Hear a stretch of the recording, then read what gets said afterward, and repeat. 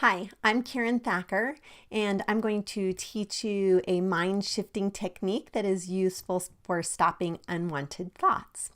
So this process starts with you becoming aware that you have a thought that you don't want to have anymore. So if you're not aware of that, this technique won't be very useful for you. So that's got to be the first piece, that you notice there's something that you want to stop thinking about. First thing you do after realizing that there's something you want to stop thinking about is to say the word stop.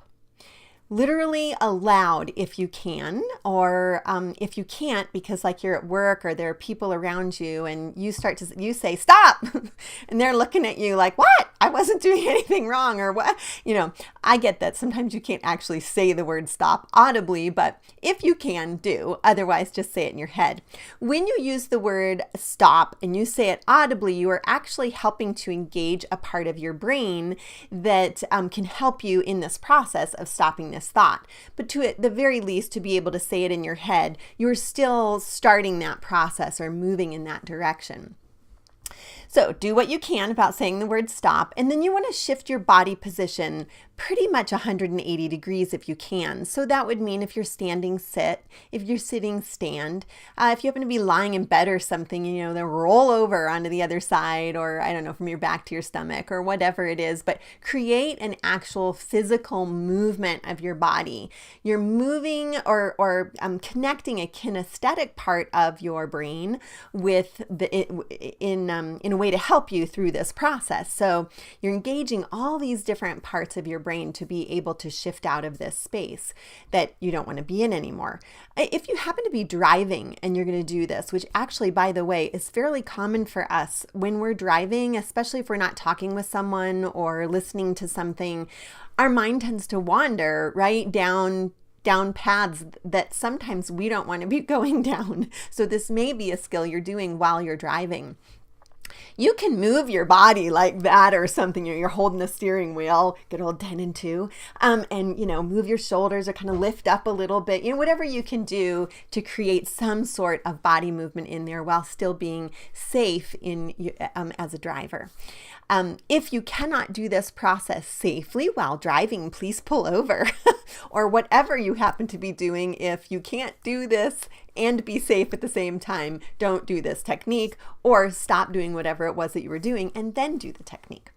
Okay, so you've shifted your body position after saying the word stop. Now you're going to begin to do a detailed narrative of what you see, what is around you. If you can look at nature, that's ideal. I happen to have just a wall and a shade to look at because if I had the shade down, there would be way too much light bouncing off of my glasses. So no nature for me to look at. But I'm going to do this detailed narrative of what I can see right in front of me. So I see a wall and it's textured, and that texture kind of creates a different play with the light, the different way that light and shadow are interacting with this wall. And there's texture on the wall, kind of like parts of it where maybe almost looks like they were shaved off in a way, or with a flat blade of some sort scraped off, so that there aren't these big peaks sticking out, but they're plateaus. But then underneath that, like in other areas of the wall, it's like there's little valleys and little bitty hills, and I can kind of picture rivers and lakes in there, and it reminds me a little bit of the Grand Canyon. Anyway, yeah, so that's my detailed narrative of my wall. So while I was doing that, I was really engaged in that narrative of what do I see. Again, if you can do that narrative audibly, that's great. If you can't and it's just in your head, that's okay too. So you're doing this narrative. What's happening is your brain is not really able to effectively track with just one thing. Effectively track with more than one thing. We say that we can multitask, and we can multitask for sure, but we don't generally multitask well. So like the things that the tasks that we are working on, we're not going to do as well if we are doing more than one. If we're focusing on one and we can generally do that one a lot better. And so what happens is you're focusing on this and you're more likely to shift your brain away from the unwanted thought and onto this detailed narrative. Now, you will notice if you start to get into a little bit of an autopilot, more mindset of you're not really fully engaged in your life in that moment, you will begin to have that unwanted thought coming back, but that's because you're not really focusing with a tremendous amount of detail about what you're seeing. Okay, so keep that in mind.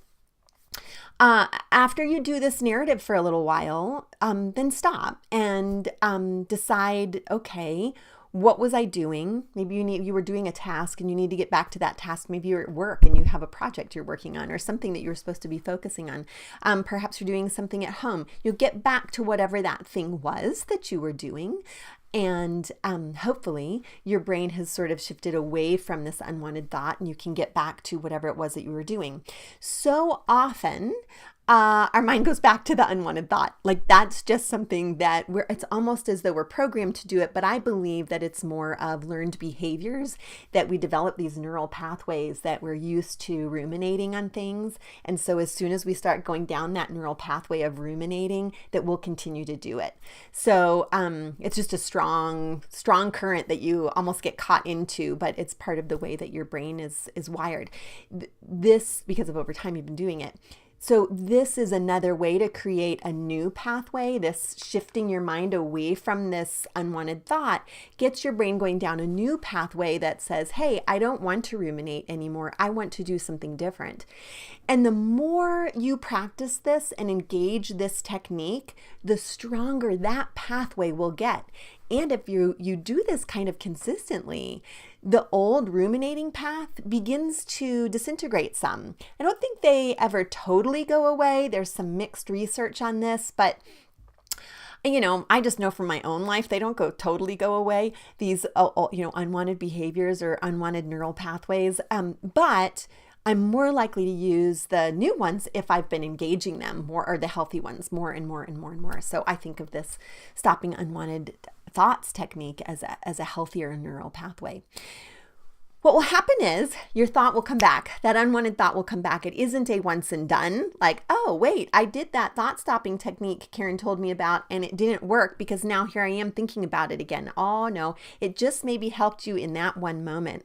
And it maybe only helps you for like 5 minutes and then that thought is back. You just do this exact same process again. Say stop, shift your body position, begin to do that detailed narrative. Do it for a little while, whatever makes sense to you. I mean, it could be a minute, it could be 5 minutes. I mean, it's up to you how long you want to do that and how much time you can afford to do that.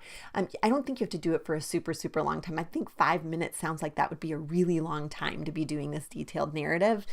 Try it and see what happens for you and what kind of time works best for you.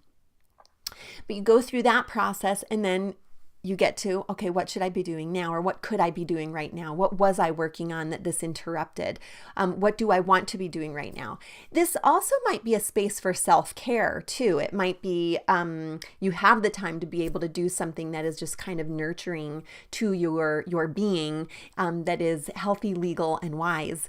So you could employ self-care in that space as well as you're shifting away from this technique and into just sort of living your life.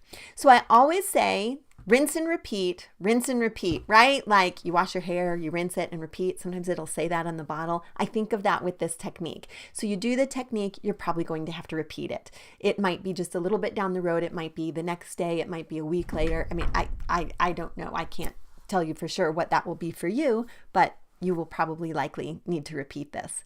So I am a firm believer in using techniques that help us.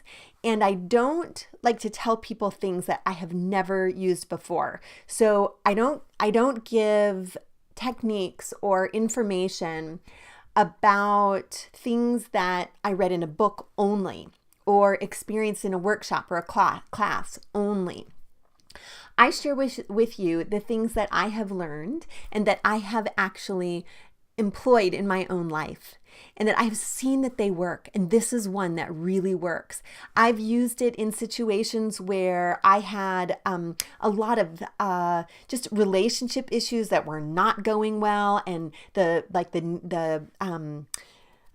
dialogue that I'd had, or repeating it in my head again and again and again. And I'm like, stop this. And I do this technique. Now, generally say a more gentle stop to yourself. That sort of sounded like I was beating myself up for that. But anyway, you stop. I don't want to be thinking about this anymore, and use the technique. And it works for me. I believe it will work for you. Just a little disclaimer on here. Sometimes there are certain mental health issues that we might have that cause us to ruminate. And it might be that this technique doesn't actually help you because what you need is maybe medication, or perhaps a medication joined with therapy, or maybe you need more therapy, like with a professional mental health counselor. So I encourage you, don't use this to replace the work that needs to be done with a professional. This is just for your everyday run-of-the-mill thoughts that you want to get rid of, and here's a technique that can be helpful. Okay?